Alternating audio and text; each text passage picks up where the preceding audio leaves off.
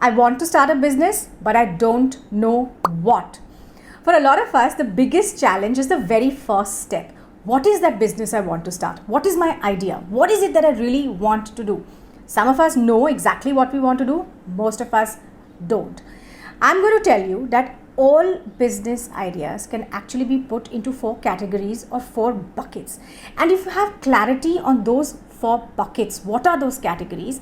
Then it becomes very easy to decide which bucket you're going to dip into to look for your idea. One small thing though, sometimes you can start a business with an idea from one bucket, but maybe later you could shift to an idea from another bucket, a pivot as we call it, which is something that I did too.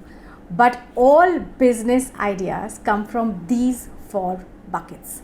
Bucket number 1 is to look at your domain expertise or functional skill from your earlier work life and start a business around the same domain. So for example, if you were in HR, you'd like to become an HR consultant or a recruitment consultant. If you were in digital marketing, maybe you want to freelance in the field of digital marketing. Why? Because you have the expertise, the skills and the network to start a business in that particular domain. You know the costing, you know the pricing, you know the people. So the easiest thing to do is to look into your past work life and look at the skills and the expertise that you have garnered and the network that you have garnered and start a business in the same domain using the same functional skills. Bucket number 2 is to look at a hobby or a passion and convert that into a business.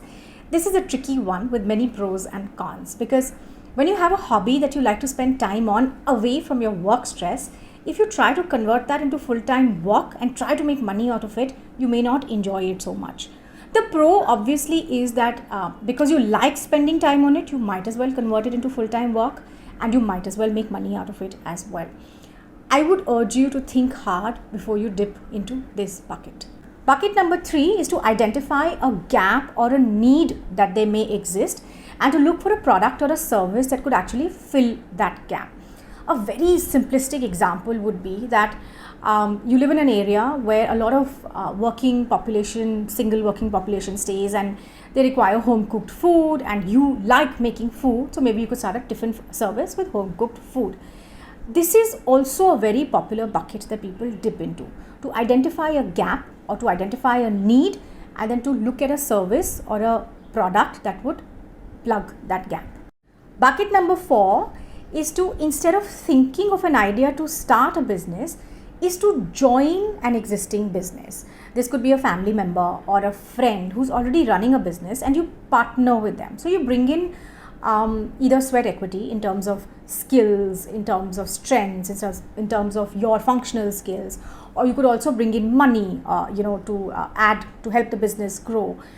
So basically, instead of thinking of a business idea, you basically look at your relationship with the person, you look at what is it that you can bring to the table, and then you join an existing business rather than start from scratch. When I started out, I started actually with an idea from bucket number 1.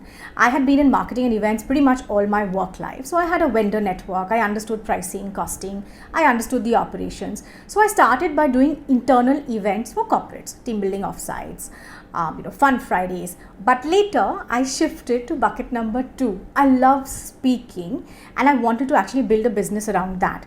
Even when I used to do the events, I would take the mic from the anchor and start engaging with the audience. So then I developed a few speaking assignments or speaking sessions, and I sold it to corporates. And so I shifted to bucket number 2. You could do that too. But the idea is to have clarity on what you're going to actually start with. And these 4 buckets will really help you. I hope this video was valuable.